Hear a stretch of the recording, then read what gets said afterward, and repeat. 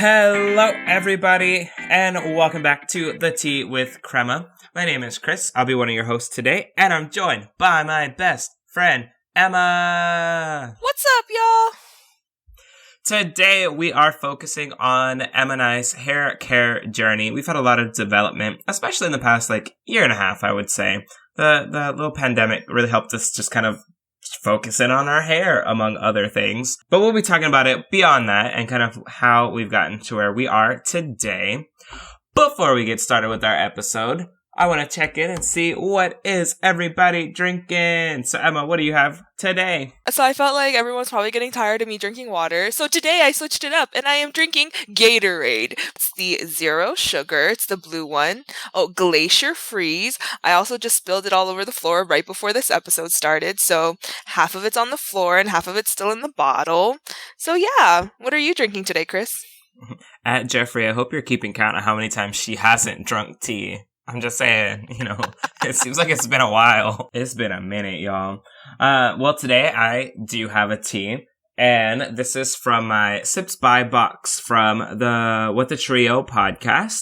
This one is called Love Thyself from Crooked Crows, and it is jasmine, elderflower, holy basil, ashwagandha, spearmint, passion flower, powdered coconut, and red rooibos. Wow, it sounds like it's very healing because elderberry and ashwagandha have healing properties. I know that TikTok is blowing up with the ashwagandha for men. It's supposed to be very good for men. I don't know.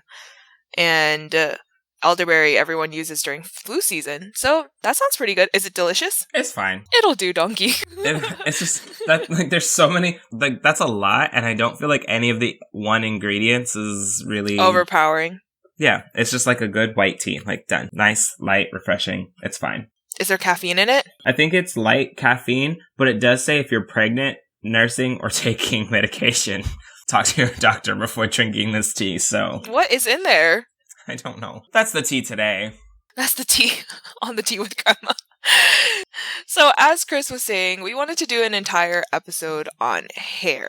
And hair is a very interesting topic just in the way that we interact with hair, the way that society interacts with hair. So that's going to be a different episode when Chris and I feel much more, what's the word for it? Academically researched, well-versed. Well-versed in our hair, because he and I have our own worldview and experiences with our own hair, but we do know that hair can be really political.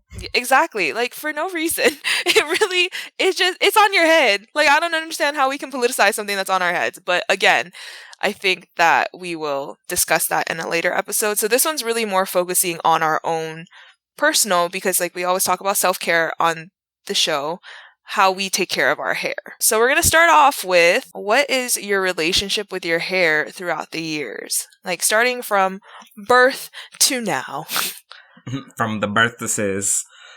Well, I think growing up for a long time, I had really long hair, except for, I had the shaved sides before it was cool to have the shaved sides. And so the top of my hair was really long, and then the sides were cut down, and I would get it braided with my sister, however often that would happen.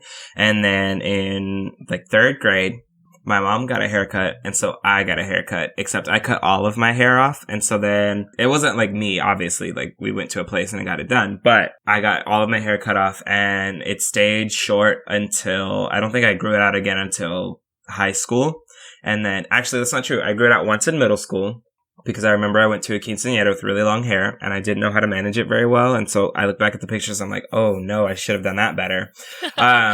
And then not too long after that, I think I cut it again, and I grew it out at one point. I've dyed it twice, I think, overall. Once it was orange, once it was bleached. I think in college, I really feel like I kept it short most of the time. I might have grown it out once. And then while I was teaching, there was one year I grew it out kind of.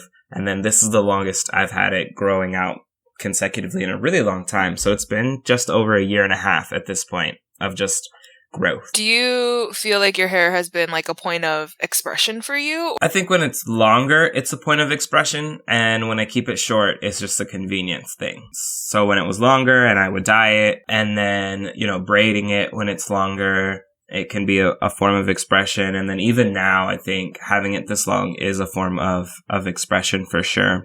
So when it's short, it's usually out of convenience. And then when it's longer, it's definitely more of expression. I like growing up, my hair was like bone straight, like straight.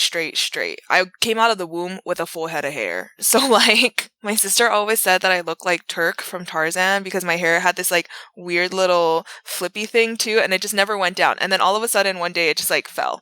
But it was always just like bone straight. And then, you know, like when it got too long, my mom would just chop it and we'd have a cute little bowl cut and all that stuff. And then I recently learned that every 7 years, your hair changes its pattern, or it can. It can change its curl pattern, it can change whatever.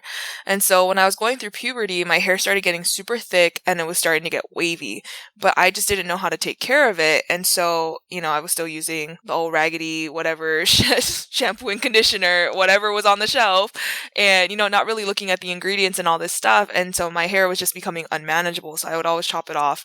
And then when I moved to California, right before I moved, I was really worried because I didn't really know how to take care of it. So my aunt worked at a salon, and one of the hairdressers had just started doing Japanese perms, which is a straightening perm.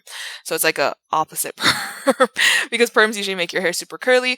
And so they gave me a Japanese perm, and those I didn't realize were super expensive, but it was super easy for me to just like wake up in the morning and go because my hair was straight. Also to just a point of clarification. So perms only straighten or curl white people's hair. Oh, I didn't know that. It straightens black people's hair as well. What? So it opposites your curl pattern? I think so. Oh, interesting. So anyway, I got a Japanese perm. It was really easy. So my entire 9th grade year, I had like bone straight hair, like from when I was a kid.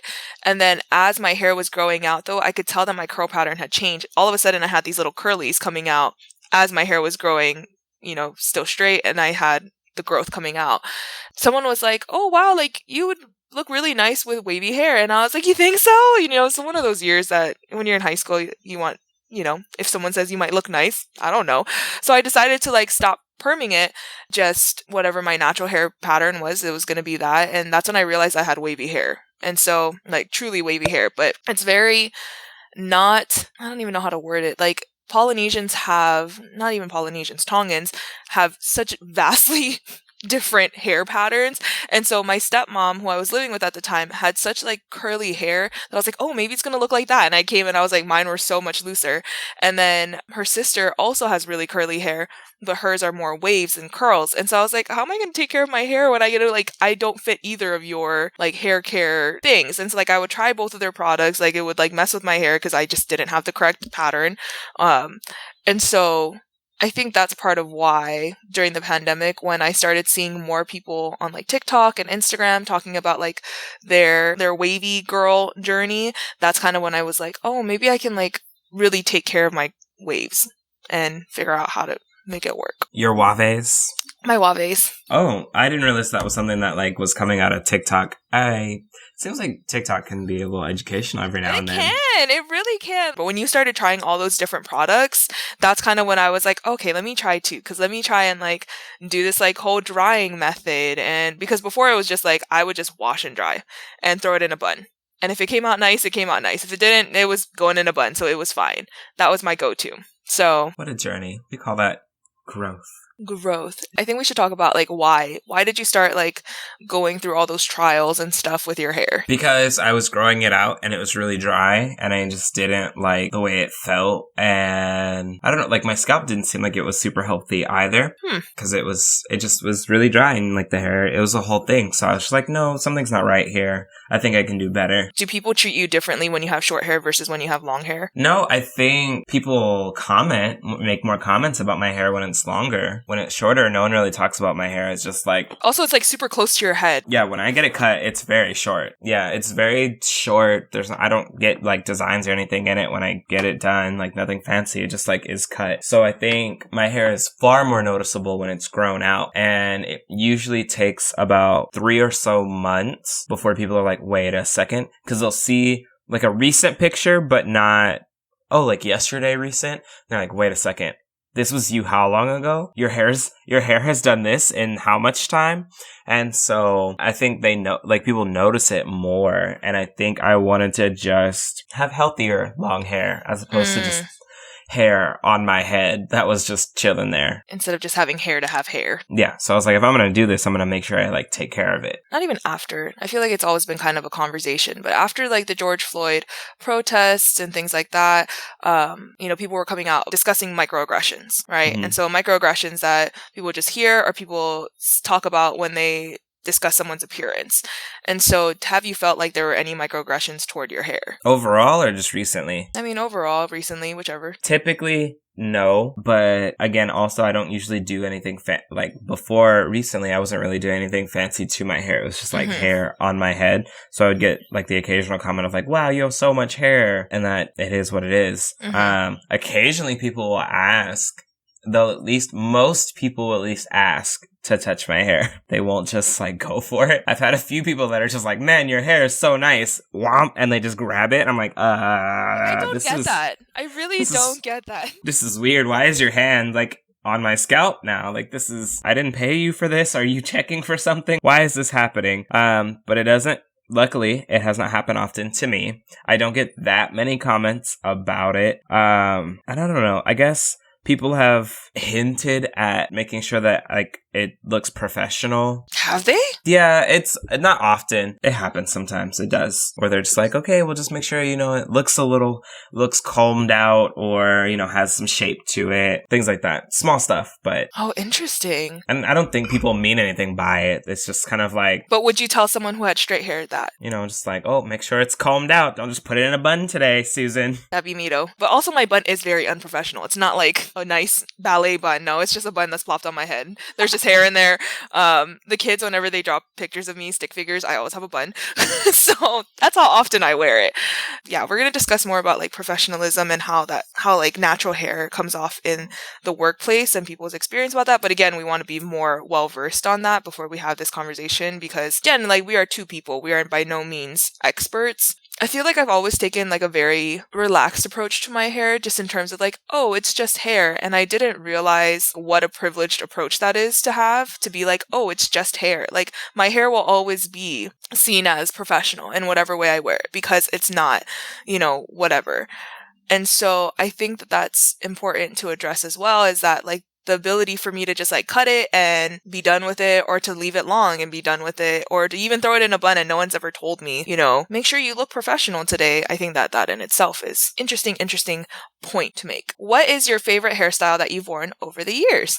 I don't think I have a singular favorite. Like my default hairstyles are short or long. Like, and they're both very natural looking hairstyles both ways, like long or short, and very, very short. I haven't gotten it braided in a very long time. I don't know. I think I would like braids, but also they hurt. And it takes a long time too, yeah? And they require their own set of maintenance and things that I have to learn about. And I'm good on just learning about natural hair right now. And I feel like you just got down your natural hair, like care and styling and all that stuff. And so now to have to like switch if you do decide to get braids and figure out again, because it's been a while. Like we was looking for products, we were looking for combs, we were looking for reading all the reviews from all the places, and then also trying to make sure that it's what's the word I'm looking for, ethically sourced, and you're not buying from multi-bajillion-dollar corporations that are just trying to make a quick buck. Like it was a whole journey. I can't say I'm done because it's always growing and changing, but always evolving.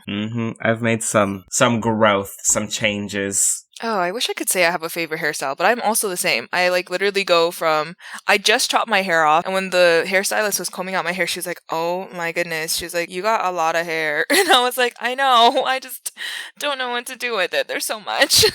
And it was also just getting really hot, and I'm in Texas, and so my default became just throwing it into a bun on top of my head, but it was actually like in the middle of my back, and she was like, it's actually a lot longer than I thought it was, being in that. And I really wanted to go like below chin because I just wanted all the hair off of my neck. And so she gave me a graduated bob. But again, like my hair's boring. It's not fun. Now, and I also have, they call it in the industry virgin hair. I've never had it dyed or highlighted or anything like that. And so she like chopped off a huge bunch and then she like put it on her counter. And I was like, are you going to swatch my hair? And she's like, oh, do you know about that? And I was like, yeah, my hair is also virgin. And she's like, I can feel it. You can tell when it's virgin hair.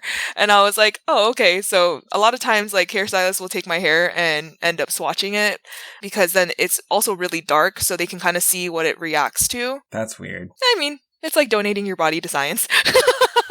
That seems like a very thing. So if you ever see any swatches and you're in California, it's probably from my hair. They might be Emma's hair. Oh my god. That is wild. She said, I'm gonna give you that Edna mode. That's what you're gonna look like. And so it's been interesting because, again, like my hair has become curlier over the years. So now that it's shorter, it's like trying to figure out the products to put in it to keep up. Now, as it's getting longer again, want to take this approach where I start taking care of it from the time that it's short. Hopefully it's super healthy once it gets really long. When it grows out. What is your curl pattern? I don't know. Well, not helpful for our listeners. It's somewhere in the fours, I'm pretty sure.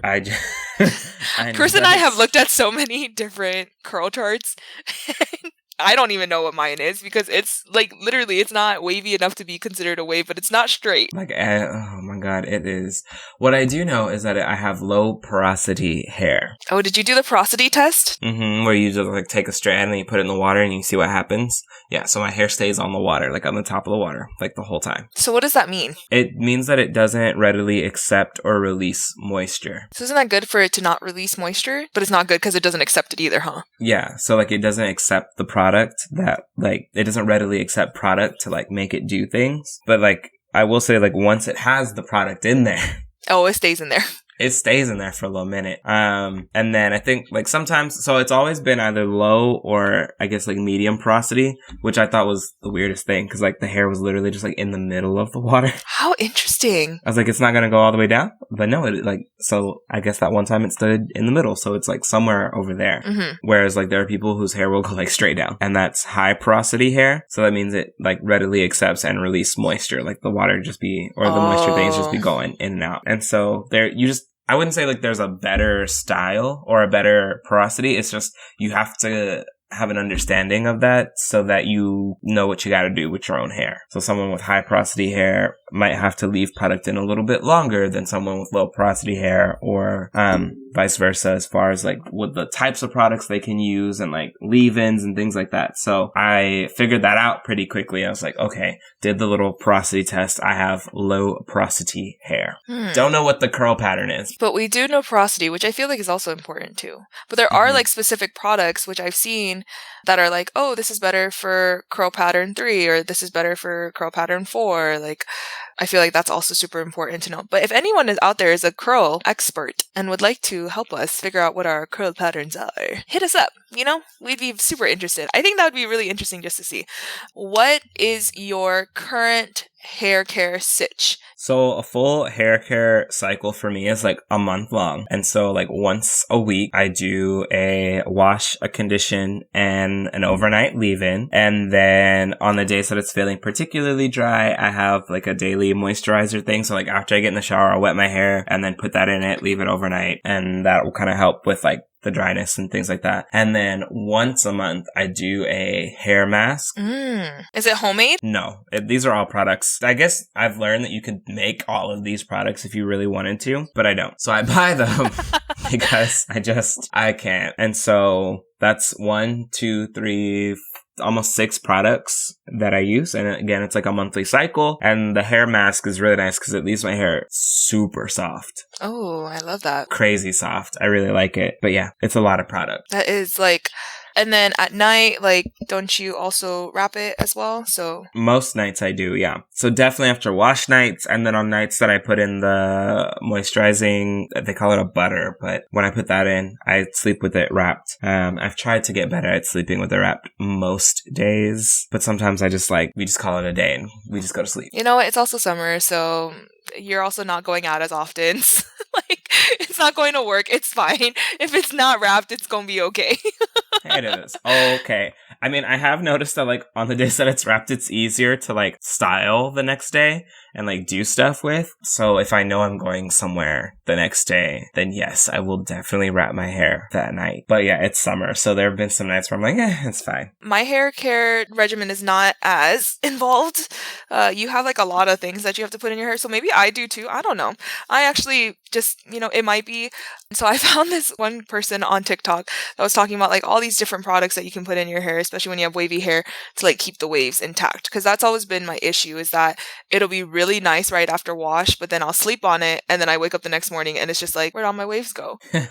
And so what I have had started to do was that I actually started to also only wash once a week, but because I CrossFit so much, it has to be that I wash it every time I do CrossFit because my hair holds on to oil and it makes it look really oily really quickly. And so I've tried to like, oh, okay, I'm just gonna like rinse. And then the next day my hair's like a mess.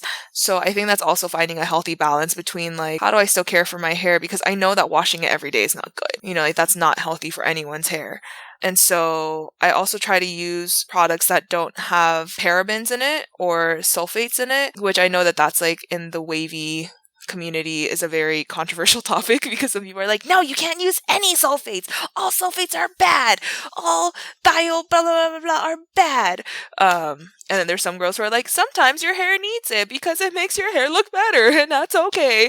There is this like community of people called the curly girl method people, and they have like all these products that they approve or don't approve of, and they kind of like put out their glossary and stuff like that. And so I kind of like try to look at what products they use, and sometimes the products have helped and sometimes it just kind of makes my hair super dry. So it's also finding that balance. Currently I wash and condition and then I put in a leave-in afterward, which then Chris was like, you're doing a lot of conditioning, and I was like, yeah, I don't actually know what I'm doing half the time, but I do find when I do condition it and then I sleep on it, which I also dry differently now too. Before I used to just like plop it in a towel, but now there's like a whole method to like plopping on your hair so that it takes off the pressure from it. So I guess it's like gravity does the work and keeps the curls intact. And so when I do that, the next morning I do tend to have better hair versus just like washing and conditioning and just air drying. So it's been a journey trying to figure out what works best. That's why sometimes, most of the time, you'll see me in a bun because, you know, it didn't work out. Tried something new and that was not the move. It was not it. But I did learn about like, because my aunt and my stepmom used to always like have a bottle of water in like a spray bottle, and I couldn't understand what it was until I started seeing it all over, you know, the internet, and they're like, yeah, you use it to refresh your curls. And I was like, y'all couldn't have just told me that? Like, y'all been using this trick and y'all didn't want to tell me? You know, and then you just like spritz, and then it comes back to life. Like, what? Reactivates a little bit. You know, when I say I was like mind blown, I was like, oh, we've been knowing about this, but you know, we just don't share trade secrets, I guess. No one told you. No one told me. So rude. Anyway, but with that, with your regimen, how long did it take you to come up with that regimen? I started working on this regimen like last March around the time of the start of the pandemic when there wasn't much else going on. And so I was just like researching. Now granted, like, you know, we were still working. It was still really difficult, but you know, you couldn't go anywhere. So I was like, okay, well. So I was researching and doing all that stuff because at the time, your boy was using like Dove. What? At least I was using like the 2 products. Oh, not the 2-in-1? That 2-in-1 that one be messing up your hair. I wasn't using the 2-in-1. I have historically used that, but I wasn't at this time. You were adulting. Because I had 2 bottles, okay? 2 bottles. And so I was like, man, my hair just like, this isn't it. It's really dry. Like this can't keep being the move. And so I was starting to do research. And so I think the next brand that I tried after that was Shea Moisture, I think is the one. And so I was like, okay, well, let's start here.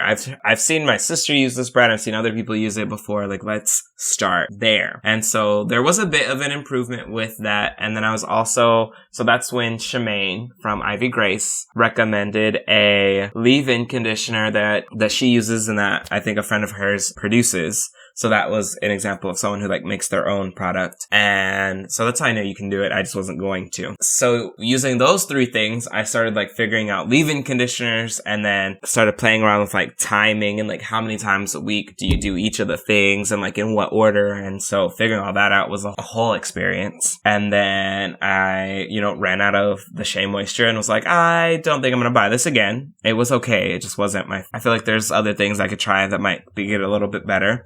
That's when I tried Pattern, the Tracy Ellis Ross lineup of products. And that one didn't work for me. The shampoo was a little too harsh. And then the leave-in conditioner was not good.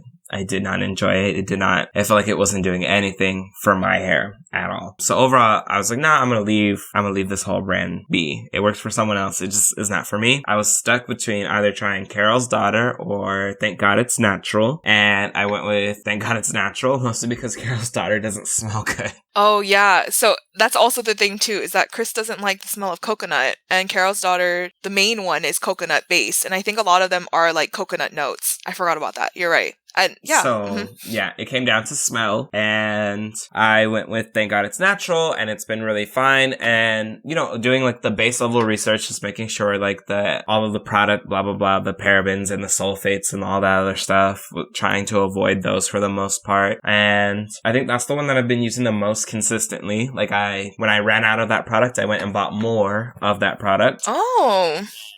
So that's how I knew. I was like, okay, this is a sign. And then they have the one thing that I do like, I don't like mixing products from different brands. I know some people do that. Personally, it's just not for me. I don't know what it is. It's probably all in my head. I just don't like to do it if I don't have to.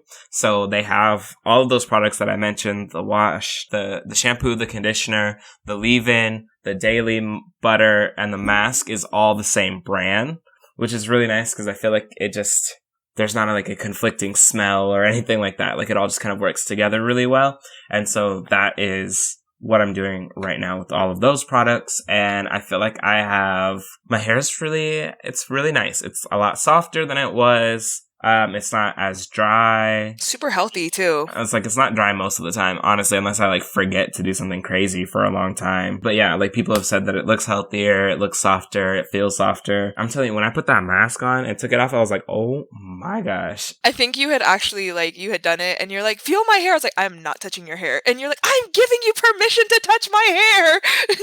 Do it. It was crazy soft. So yeah, no, it's been a year of growth and learning and trying stuff out and just kind of hoping for the best. But I think as of right now, unless there's some like miraculous first-hand account of someone who has similar hair to me who's like, no, this is the product, I don't see a reason to change at this time. So a year. And that's my regimen product lineup. Yeah. So at TGIN, please sponsor us because your boy loves your products. I feel like when you were like switching products, I was also, buying new products. I haven't found one that I like truly love, except for that random time we went to Albertsons and I found that random one and I have not been able to find it since. And so that was probably my favorite one out of all the things. And I can't even remember the name to tell you like, oh, this was the product. I just know it by the bottle. And it's like almost like bootleg Diva Curl, if anyone knows what Diva Curl is. And it literally looks just like that and I cannot find it anymore. But I recently switched to OGX, which I used to use before like all of this, and I realized that they had like a fine curl line, which I was like, maybe that's my hair, but it dried my hair out, so that was not the move for me. But I still have not found a product that I'm like super sold on. I was telling Chris about like, oh my gosh, when I leave for Japan, like, am I going to be able to find hair products because most of the population there has very straight hair? What am I going to do? So that's also been a struggle, is trying to figure out what I like enough that I feel like I can take it abroad. Which I feel like partly you won't know until you get there and you figure out like what products are available. Right, exactly. So it's kind of one of those things where it's like, I do want to be at least comfortable for the next couple of months in whatever hair care regimen I'm currently using. And then, when we get there, we'll get there. Okay, last question. What is the one thing you love most about your hair? It's just a lot of fun. It's a lot of work, I've learned, doing all this. But I just feel like the look, how flexible it can be, like what I can do with my hair now. I enjoy it overall. So it's just something that I've really come to appreciate. Like before, it was truly just like okay, now wash your hair because you got to, cut your hair because you have to. But I've truly okay, I've learned how to truly like care for and then appreciate my hair. And it's also like, it's a form of self-care. Mm-hmm. Your regimen takes you however long it takes you, and that is time that you have to set aside for yourself to, focus on your hair. I think something I love about my hair is that it has not decided to fall off of my head, even though I treat it so badly. Like, it has been very nice to me, even when I don't take care of it, when it shouldn't be nice to me. But I think my relationship with my hair ever since starting, on this hair care journey has definitely changed. Like, again, like similar to you, I don't think of it as just like, oh, it's just hair. You know, like your hair can be a form of expression. It can be a form of like revolution to some people. And so recognizing that and like being more cognizant of the way that I either interact with my hair, take care of my hair, and be just a lot more mindful about the things that I'm putting on my hair has been interesting so far. So A journey. a journey. Any final thoughts on your hair care journey? Again, if anyone has like that miracle product, like, you know, my pictures are on the social media. If you're like, I got the product for you, let me know. I don't know. I can't guarantee I'll try it out, but I will accept your... Okay. I don't have any final thoughts either, but yeah, if y'all have any hair care tips that you would like to share with the world or share on our podcast, let us know and we'll get there. But as you all know, as we end the Tea with Crema, we always end with a rapid fire question. Bam, bam, bam, bam. Woohoo! You can go first. Okay, great. Let me remember what it's always one of those, like, I've been really good at finding them, like, out in the world, and then I forget them. I don't write them down. And I'm like, oh, I'm definitely going to remember this question. And it usually comes from, like, Twitter or something. Okay, never mind. I have one. Are you ready? Yes. Okay. What was the worst hairstyle you have ever had? Like, just the one that you wish there were no pictures of, that people never saw, that never happened. What is that one hairstyle? So I used to have this really bad habit of sleeping with gum in my mouth. And so like the couple of times it would happen, like we would just go to my aunt's salon and she would take it out. There was one time though that it happened as I was taking a nap and we were on our way to a family dinner. My grandma was with us. My grandma literally just took the scissors and just cut that chunk of hair out. So your girl had a missing chunk. I don't think there's any pictures of it. I might be able to find some, but I've never had a cut where I'm like, what were they thinking? You know, that was the one though, because, and then I used to also cut my hair on my own because I don't know why children do that, but it's a thing apparently. And so, yeah, that's also up there too, because my aunt would then have to go and fix it. And obviously she would make it look nice. But that was probably my worst one, was when I was missing a good chunk of hair because my grandma just went in with not even like scissors, like the craft scissors, and was like, we gotta go. And she just chopped it off, said, it's gone. So yeah. Oh, no. What about you? Have to fix this later. Mm-hmm. I think the worst hairstyle I had was in middle school when I didn't understand how to dye my hair properly. And so I was like trying to go blonde. And so I thought that the color that you get on the box is the color that it like makes your hair come out. Oh no. And I didn't realize that like that's from like light brown-ish at the darkest. And like my hair is pretty much black, right? So I didn't realize that like to get it to do other colors, you have to like bleach it and then dye it the other colors. So then it came out this like really terrible like orange color. Oh, so when you said you had orange hair, it was an intentional orange? No, it was very accidental. So it was almost like I almost looked like I was truly red haired. Like it was orangey red. It was... Yeah, that was a statement there. I hope we have pictures of that. I hope we can post it. I think there's like one. There's probably like one somewhere. Okay. I probably made it private. We'll see. Mm-hmm. Okay, you're on a deserted island and you can only bring one product with you. What hair product? What hair product are you bringing with you? Oh, if it's a hair product, I guess it would be shampoo, so at least it's clean. It's obviously I don't need to style it, but like it'll be clean at least. It'll be clean.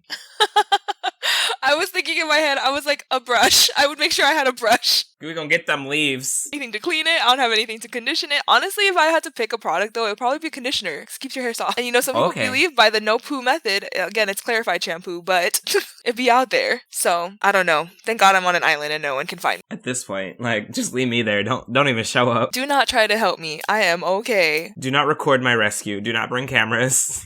Just rescue me in private. In private. I'm dead. Things I don't need people waiting when I get back. Like, oh man, he got rescued from this island. Why did you bring these cameras? Now my trauma is also on camera. For everyone, this is insane. No, move. Where can people find the podcast? You can find our podcast on Instagram and Twitter at The Tea with Crema. If you'd also like to buy us a cup of tea, you can support us on Venmo at The Tea with Crema. You can find us anywhere that you can stream any of your podcasts. And so we hope to see you next time. Bye!